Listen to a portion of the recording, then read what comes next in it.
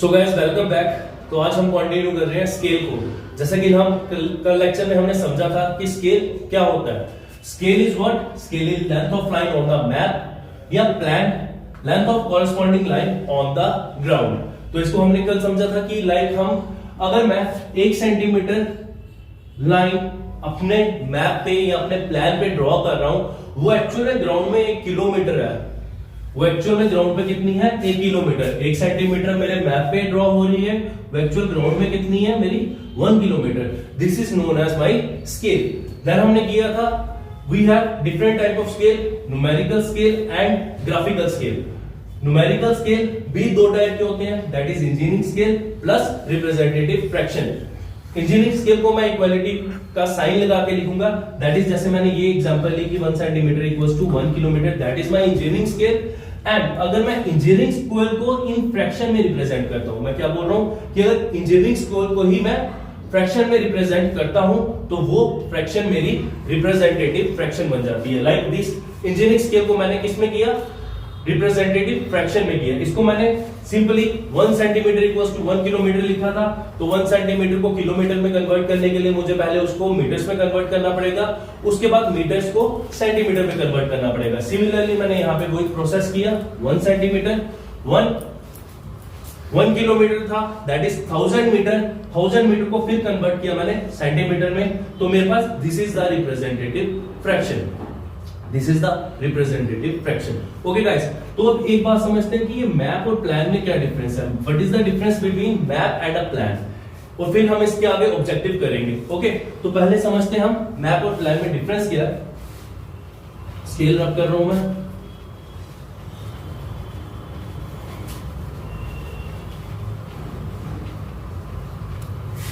Okay guys, map हमने देखा होगा, मैप्स बड़े बड़े एरियाज का होता है। लाइक हमारी स्टेट्स का मैप होता है, हमारी कंट्री का मैप होता है, वर्ल्ड का मैप होता है। तो मैप को क्या लिखूंगा मैं? Map for large area. Map कहां का होता है? For large area. एंड बात करूं मेरे प्लान की। प्लान मेरा कोई भी कंस्ट्रक्शन फील्ड पे काम है, या मेरा घर है, घर का मैंने कंस्ट्रक्शन का काम लगाना, तो मैं ये नहीं बोलूंगा कि मुझे उसका प्लान मैप मिलने वाला है। मुझे उसका क्या मिलने वाला है? मुझे उसका प्लान मिलने वाला है। ठीक है, तो प्लान में क्या कह सकता हूं? प्लान किसको होगा? For small area. For small area. अब बात करते हैं इंपॉर्टेंट बात इसमें, स्केल से रिलेटेड। अब देखो, एरिया अगर लार्ज है, याद रखना इस बात को, एरिया अगर लार्ज है तो स्केल मेरा क्या होने वाला है? स्केल मेरा स्मॉल होने वाला है। स्केल क्या होने वाला है? Scale is small. तो मैं क्या कह सकता हूं, जो मेरा मैप है उसका स्केल क्या होने वाला है? स्मॉल। एंड जो मेरा प्लान है इसका स्केल क्या होने वाला है? Scale is large. इसको एक एग्जांपल से समझेंगे हम। एक एग्जांपल से समझेंगे, लाइक एक एप्पल है, उसके मैं 10 फ्रैक्शन कर रहा हूं, 10 पार्ट कर रहा हूं। एंड एक एप्पल है जिसके मैं 100 पार्ट्स कर रहा हूं। तो मैं क्या कह सकता हूं, ये फ्रैक्शन मेरी बड़ी फ्रैक्शन होने वाली है। ये फ्रैक्शन जो है मेरी, दिस इज माय बड़ी फ्रैक्शन होने वाली। इस एप्पल के मैंने 10 हिस्से किए हैं, इस एप्पल के मैंने 100 पार्ट्स किए हैं। तो ये वाला जो पार्ट होगा, ये फ्रैक्शन जो होगी, वो मेरी बड़ी फ्रैक्शन होने वाली है। इससे मुझे एक बात पता चली, smaller the denominator, smaller the denominator. अब डिनोमिनेटर क्या है? दिस इज माय ऊपर वाली चीज, ए बी की फॉर्म में अगर लिखूं, ए बी की फॉर्म में अगर लिखूं, ऊपर वाली चीज मेरी न्यूमिनेटर एंड डाउन वाली चीज मेरी डिनोमिनेटर। तो मैं इससे कह सकता हूं this is my numerator and this is my denominator. इसमें एक बात नोट करके हम लिख सकते हैं कि smaller the denominator, smaller the denominator, larger the scale. Smaller the denominator, larger the scale. इस बात को आप नोट करके लिख लेना। Smaller the denominator, larger the scale. ये बात बहुत काम आने वाली है। क्या? जिसका डिनोमिनेटर छोटा होगा उसका स्केल क्या होने वाला है? स्केल उसका बड़ा होने वाला है। Got it? तो मैं यहां पे क्या लिखा था, इसका स्केल क्या है? मेरा स्मॉल है। तो मैं इसमें लिख सकता हूं इसका स्केल मेरा स्मॉल है, तो मैं बोल सकता हूं इसके कंपैरिजन में इसका स्केल क्या होगा? 1/। अब स्केल स्मॉल है, डिनोमिनेटर क्या होने वाला है? बड़ा होने वाला है। Greater the denominator, smaller the scale, smaller the denominator, greater the scale. और इसका स्केल क्या होने वाला है? ये 1/10। अब इसमें देखूं ये 1/10 वाला स्केल मेरा बड़ा स्केल है और एज कंपेयर टू 1/1000 वाला मेरा स्केल छोटा स्केल है। अब ये कैसे समझेंगे? अब देखो मैप क्या रिप्रेजेंट कर रहा है? मैप रिप्रेजेंट कर रहा है from north to south. Like हम बोले जम्मू से लेके, लाइक हम बोले कि ये नॉर्थ है, ये साउथ है, इसको रब कर देते शायद दिख नहीं रहा, तो suppose this is north and this is south. Okay, तो जम्मू से लेके कन्याकुमारी तक का डिस्टेंस, मैं वर्टिकल डिस्टेंस अगर की बात करूं, ये डिस्टेंस बहुत ज्यादा होने वाला है, इन किलोमीटर्स में डिस्टेंस होने वाला है। तो मैं उस टाइम क्या करूंगा कि 1000 किलोमीटर को अपना 1 सेंटीमीटर कंसीडर कर सकता हूं, या 1000 मीटर को मैं अपना 1 सेंटीमीटर कंसीडर कर सकता हूं। इस केस में प्लान मैंने क्या बोला, मेरे स्मॉल एरिया के लिए होगा, तो मैं 10 मीटर को अपना 1 सेंटीमीटर कंसीडर कर सकता हूं। आई होप ये पॉइंट क्लियर हो गया होगा आपको। याद क्या रखना है? Scale is small. मैप के लिए क्या है? स्केल मेरा स्मॉल है, और प्लान के लिए मेरा स्केल क्या है? Scale is large. ओके, तो हम एक ऑब्जेक्टिव करते हैं जो कि हमारे एसएससी जेईई में मैक्सिमम स्केल का जो क्वेश्चन होता है उस पे जो ऑब्जेक्टिव होता है वो पूछा ही जाता है। आपको डिफरेंट टाइप ऑफ स्केल दे दिए जाएंगे, उसमें से पूछेगा या तो स्केल छोटा कौन सा है या कौन सा स्केल मेरा बड़ा है। तो let's solve this example.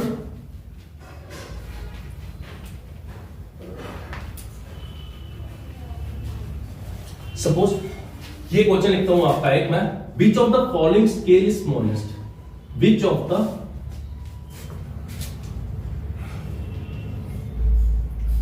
Following scale is smallest? कौन सा स्केल मेरा स्मॉलेस्ट स्केल है?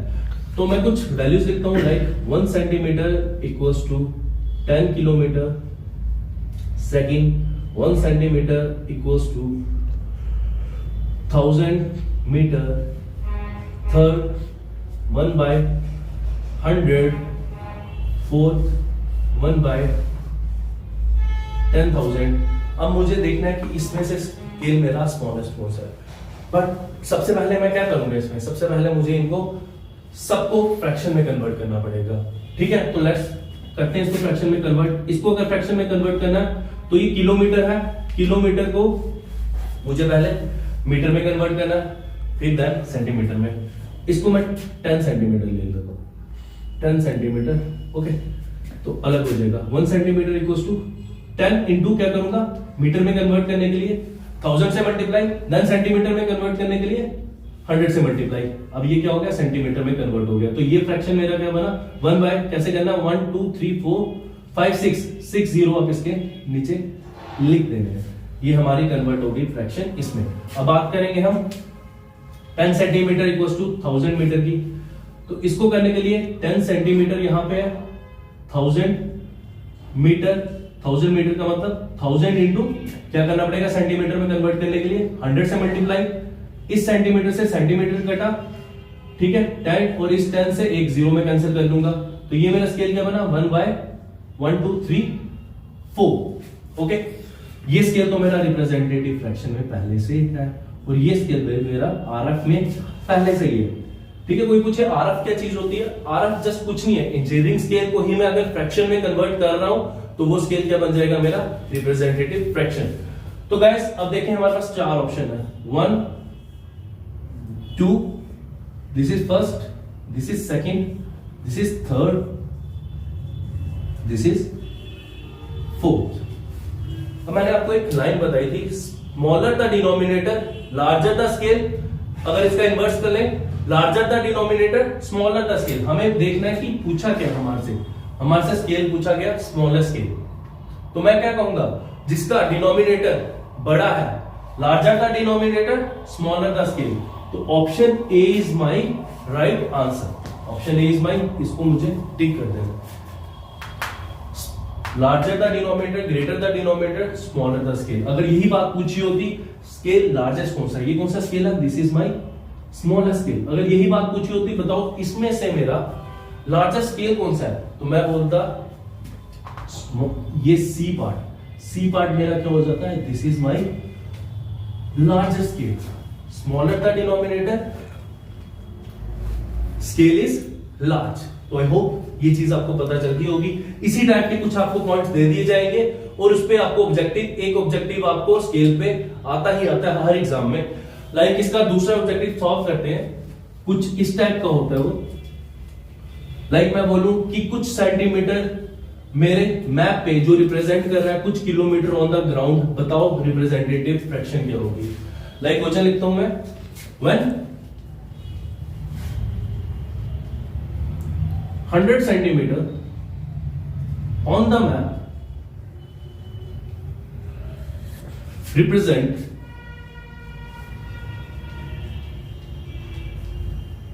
10 kilometer on the ground.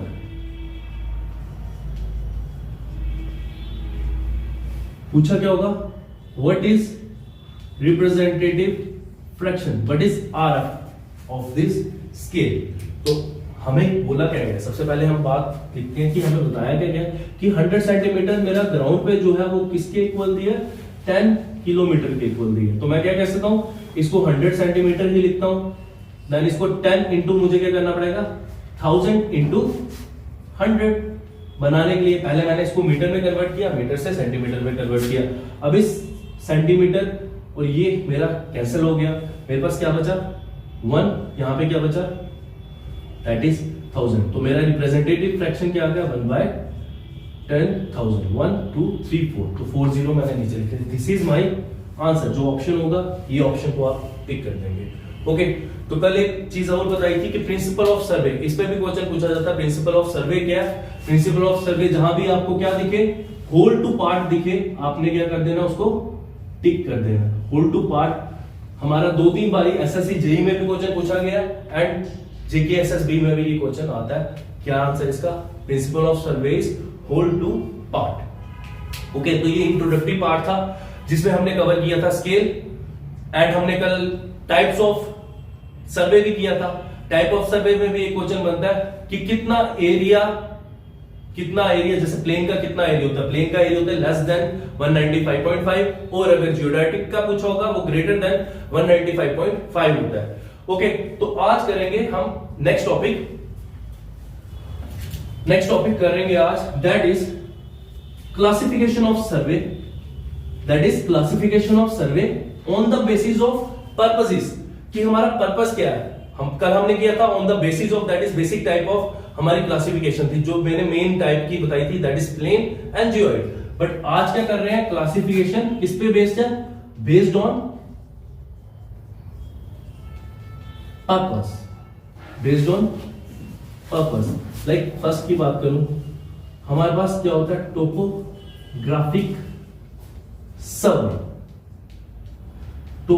सर्वे। ये क्या बताता है, जब भी हम सर्वे करते हैं किसी एरिया का और वो सर्वे, या मैं ऐसे बात करूं कि कोई ऐसा सर्वे जो मुझे किसी लैंड की टोपोग्राफी के बारे में बताए, वहां पे उसके फीचर्स के बारे में बताए, उसकी एलिवेशंस के बारे में बताए, तो वो सर्वे क्या कहलाता है, वो सर्वे मेरा टोपोग्राफिक सर्वे कहलाता है।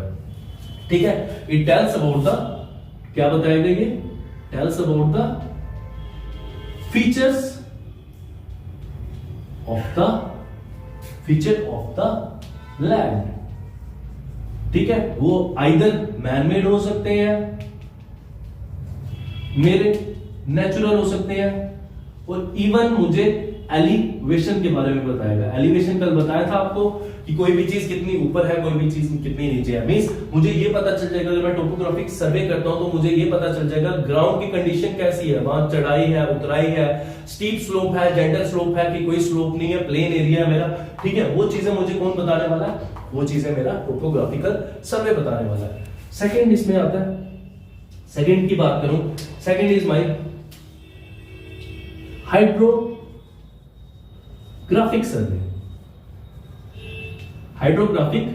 सर्वे। तो मुझे पता है हाइड्रो मींस वाटर। तो मैं कहूंगा जो भी सर्वे मेरा नियर द वाटर बॉडीज हो रहा है, उस सर्वे को क्या कहूंगा, that is my hydrographic survey for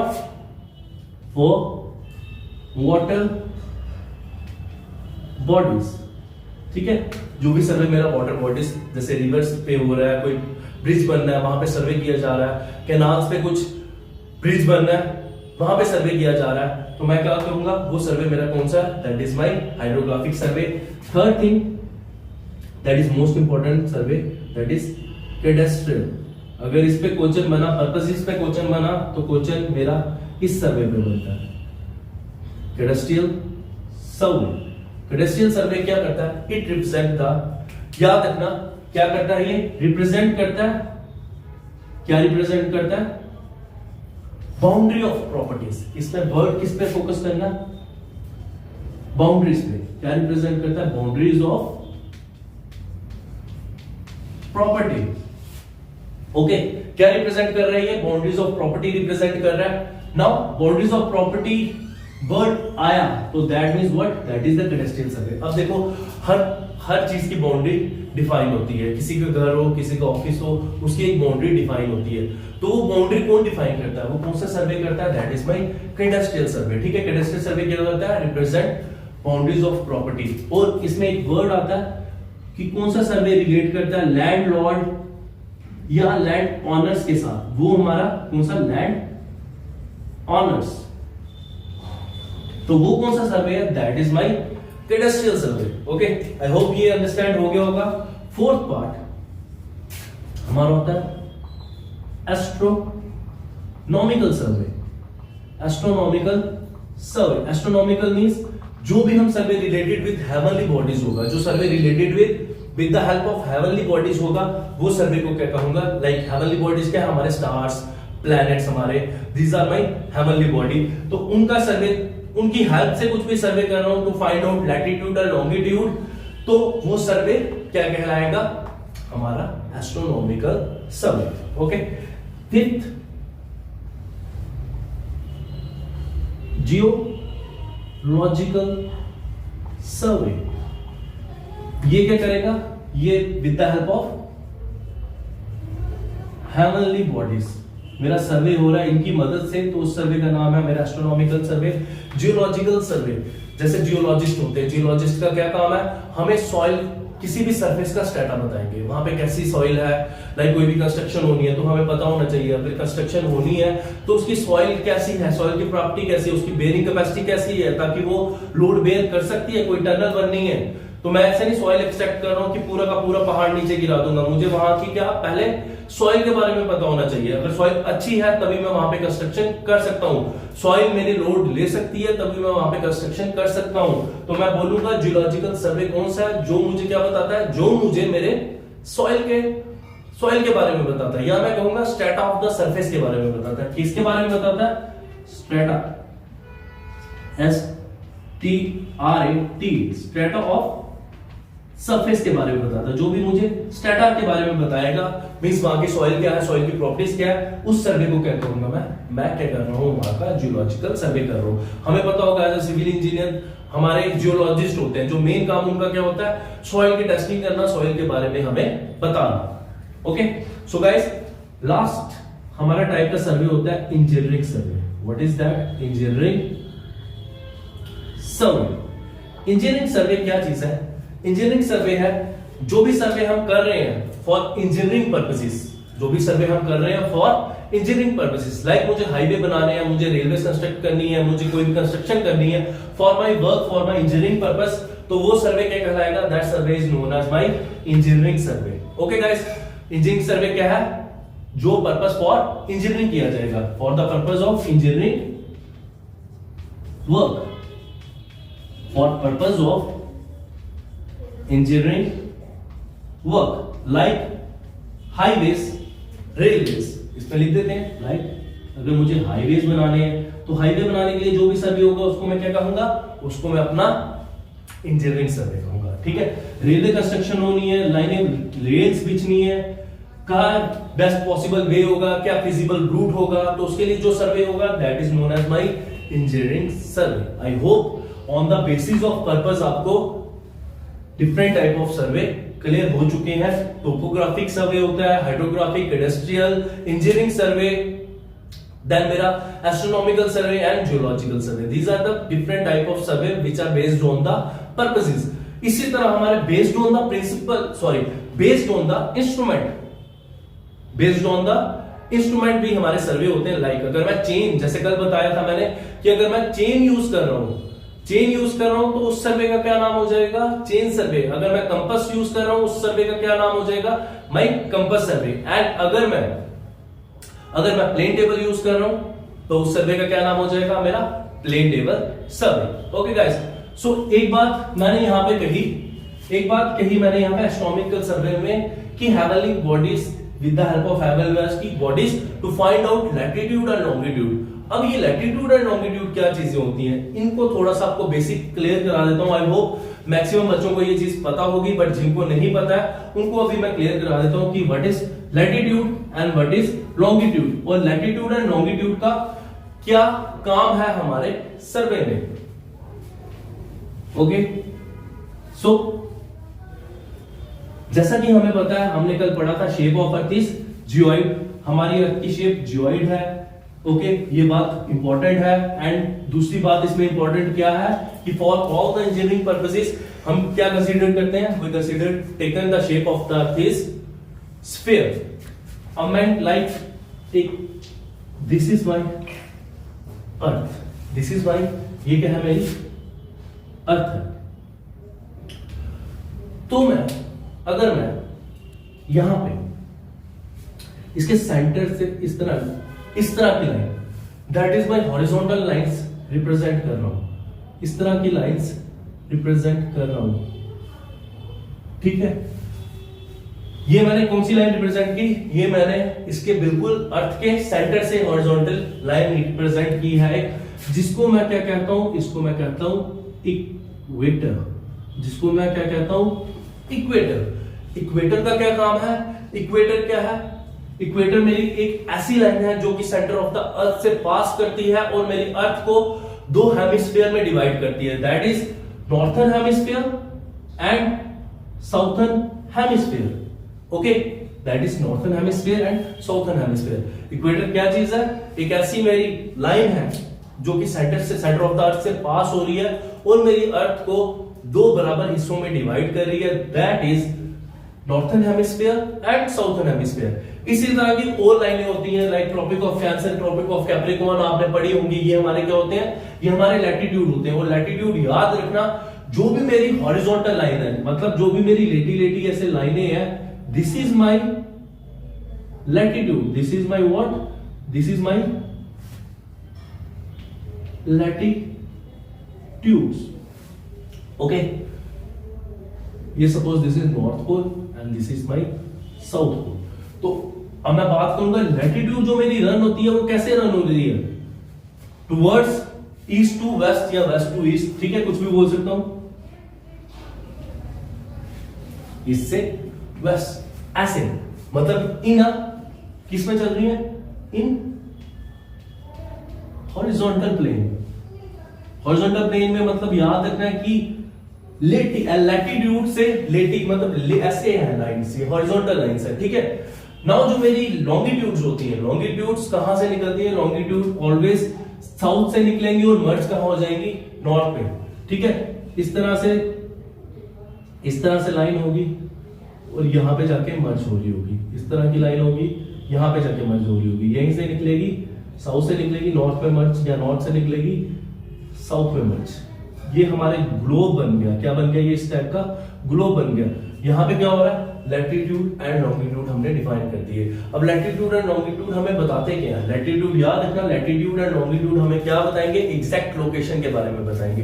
किसके बारे में बताएंगे, अर्थ पे कोई भी एग्जैक्ट लोकेशन अगर हमने फाइंड आउट करनी है तो हमें अगर उसका लैटिट्यूड लॉन्गिट्यूड मींस कोऑर्डिनेट मिल गए, अगर कोऑर्डिनेट्स मिल गए, एंगल्स मिल गए, तो मैं उसकी एग्जैक्ट लोकेशन फाइंड आउट कर सकता हूं। यही टेक्नोलॉजी हमारे जीपीएस में यूज होती है, जो कि हमें क्या बताती है, रास्ता बताती है, एग्जैक्ट लोकेशन बताती है, ठीक है।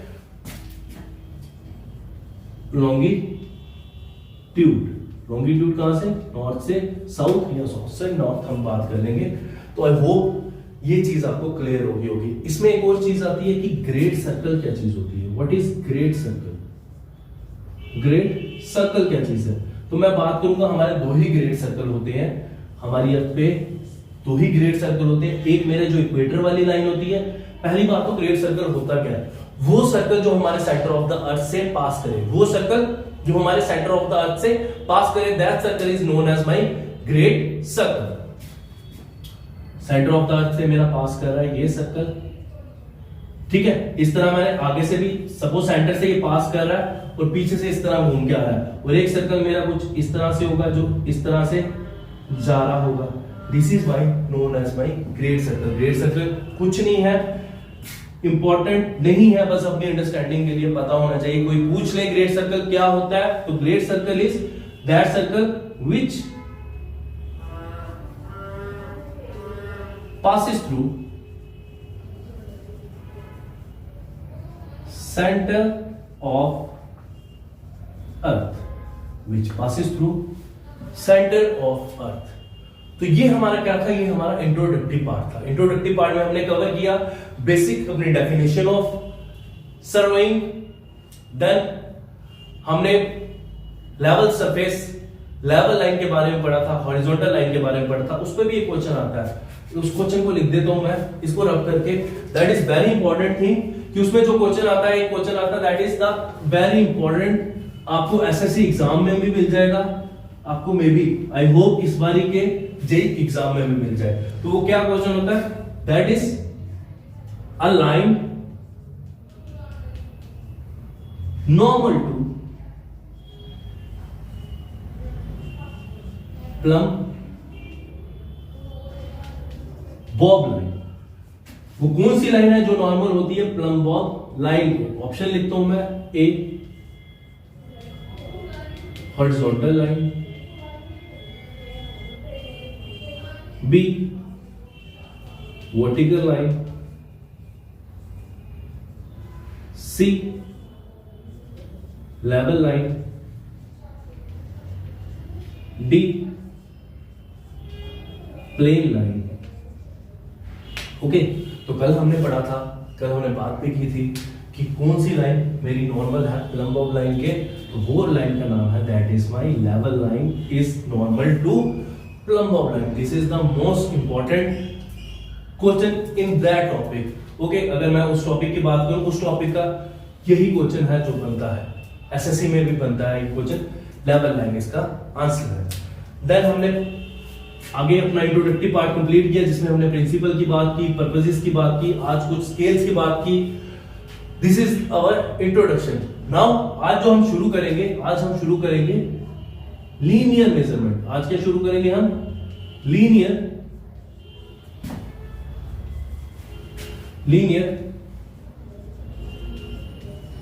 मेजरमेंट। ओके, तो लीनियर मेजरमेंट क्या चीजें होती हैं? मैं बोलूं लीनियर मेजरमेंट क्या है? अगर मैं अपना डिस्टेंस मेजर कर रहा हूं इन अ हॉरिजॉन्टल प्लेन, क्या बोला मैंने? अगर मैं अपना डिस्टेंस मेजर कर रहा हूं किस पे, कौन से प्लेन में? Horizontal plane. मींस ऐसे अगर मैं चल के डिस्टेंस चल रहा हूं, एक पॉइंट से ए पॉइंट टू बी पॉइंट अगर मैं चल रहा हूं, सपोज ये मेरा प्लेन कौन सा? This is my horizontal plane, ठीक है। अगर मैं ऐसे बात करूं, यहां से ऊपर बात करूं, this is my vertical plane.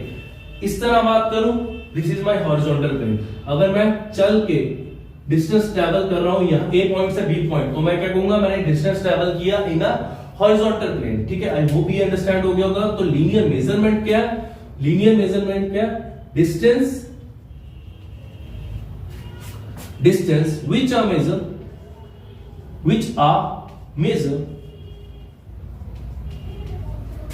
in a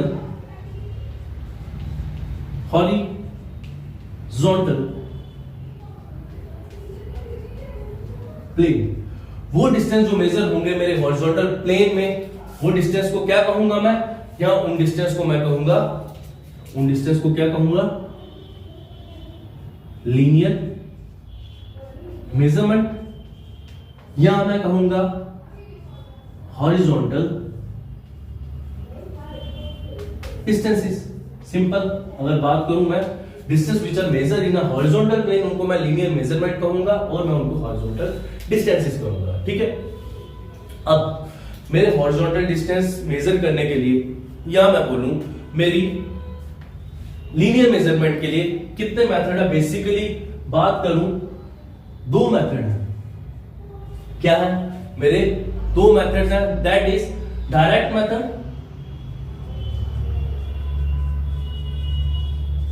and indirect method. Okay, direct method and indirect method. अगर मैं बात करूं डायरेक्ट मेथड्स, डायरेक्ट मेथड में मैं कैसे मेजर करूंगा? मैं डायरेक्ट मेथड में with the help of chain और with the help of tape measure करूंगा। मैं चेन लूंगा, अगर मेरे पास चेन है, ये टेप है, मुझे पता मैं इसको डायरेक्टली मेजर कर सकता हूं। इस छोटे से छोटा डिस्टेंस और लंबा डिस्टेंस हो, मैं measure with the help of chain और टेप मैं मेजर कर सकता हूं। Chain slash tape, this is in the direct measurement. Okay, now indirect method. Indirect method में क्या हो जाएगा मेरा? इनडायरेक्ट मेथड में मैं क्या करूंगा? With the help of tacheometer, with the help of tacheometer, जिसको टैक्योमेट्रिक बोलते हैं हम। ये हमने एक टॉपिक भी है हमारे सिलेबस का, टैक्योमेट्रिक, जो हम आगे कवर करेंगे। बस अभी क्या याद रखना है? इनडायरेक्ट मेजरमेंट, जो भी हमारी लीनियर मेजरमेंट को इनडायरेक्ट वे में अगर मैंने करना है मेजर, तो वो किससे करूंगा? With the help of tacheometer. Okay, with the help of tacheometer. So guys, अभी हम शुरू क्या करेंगे? लीनियर मेजरमेंट शुरू करेंगे। तो लीनियर मेजरमेंट मुझे ये पता चल गया, ये किससे रिलेटेड है? ये मेरा चेन से रिलेटेड है, चेन और टेप से रिलेटेड है। ठीक है, तो मतलब ये जो शुरू होने वाला है, अब हमारा क्या टॉपिक शुरू होने वाला है? ये हमारा चेन सर्वेइंग शुरू होने वाला है।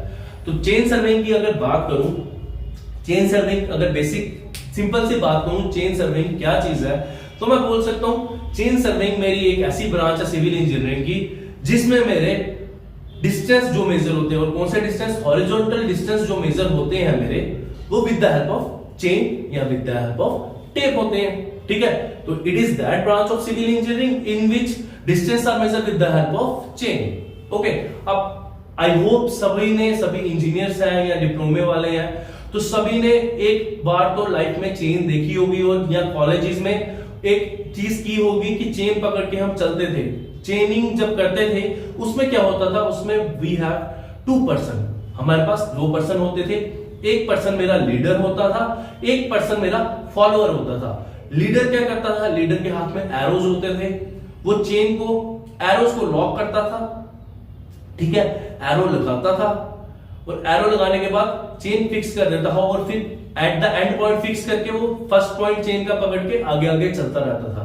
और फॉलोअर का काम क्या होता था? फॉलोअर का काम होता था उस एरो को निकालना, और फिर वो आगे बढ़ता था। इसको एक एग्जांपल से समझते हैं। आई होप ये समझ पा रहे होंगे आप कि मैं क्या बोल रहा हूं। इसको समझते हैं मैं क्या बोल रहा हूं। इट कंसिस्ट ऑफ, मैंने क्या बोला? चेनिंग में क्या होते हैं? मेरे पास 2 पर्सन है, मेरे पास 2 पर्सन है, 2 पर्सन है मेरे पास। एक मेरा लीडर है, लीडर जो लीड करेगा, और एक मेरा क्या है? फॉलोअर है। ठीक है, अब लीडर का काम क्या बोला?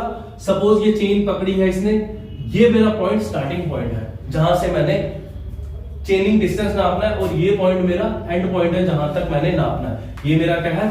स्टार्टिंग पॉइंट, ये मेरा क्या है? And point. अब समझेंगे इसको डायग्राम से।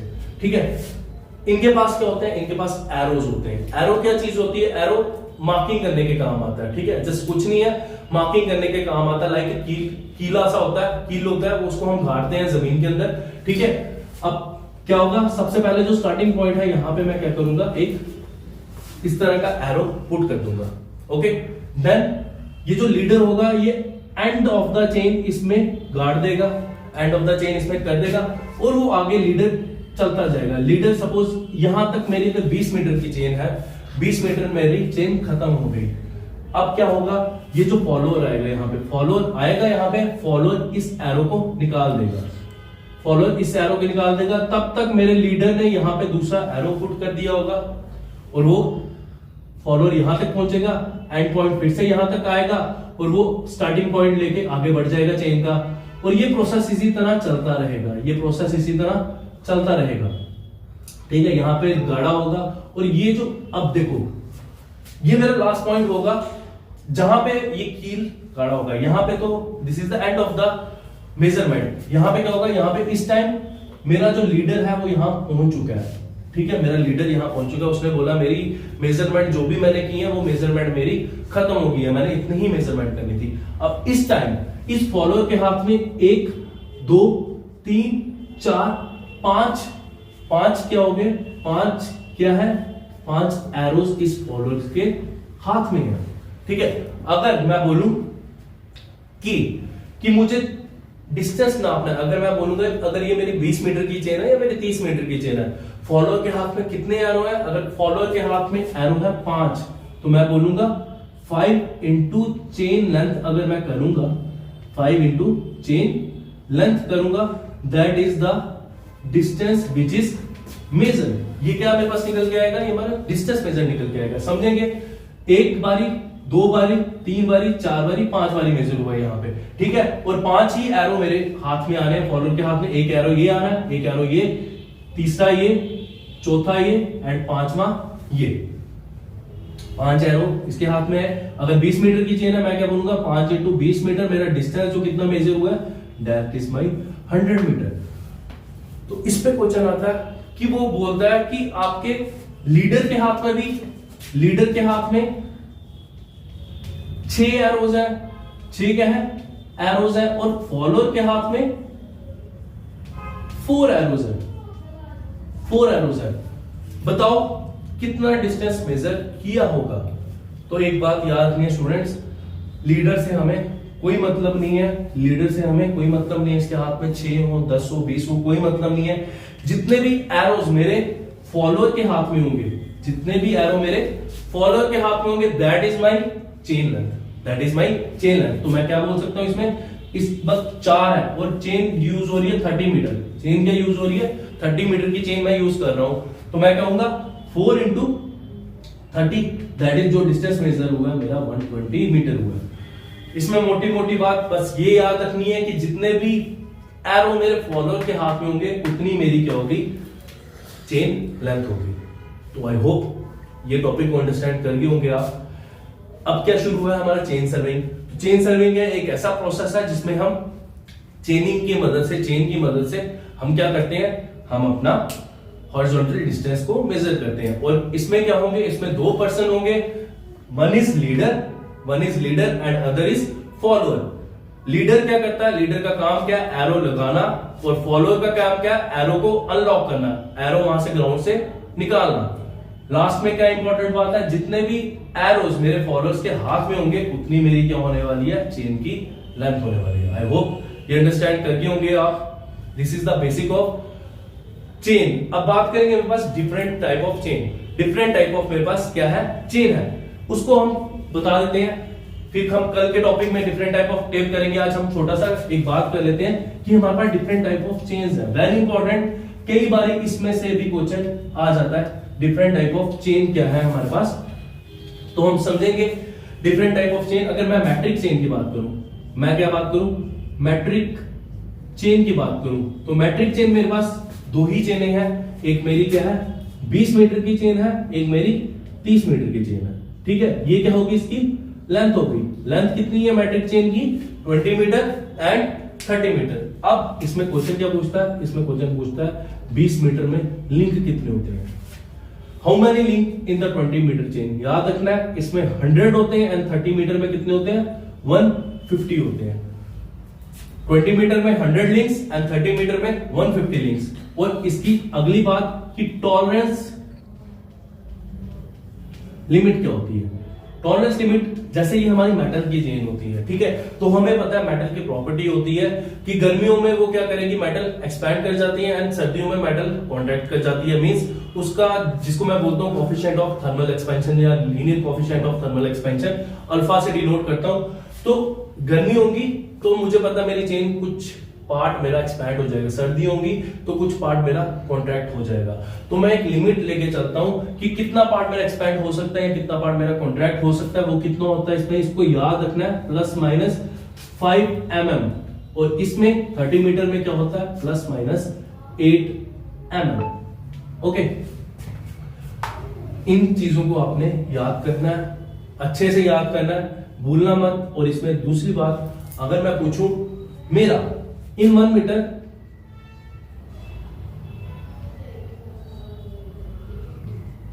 किसी भी चेन की बात करूं, 20 मीटर की करूं या 30 मीटर की करूं, कि 1 मीटर में हाउ मेनी लिंक,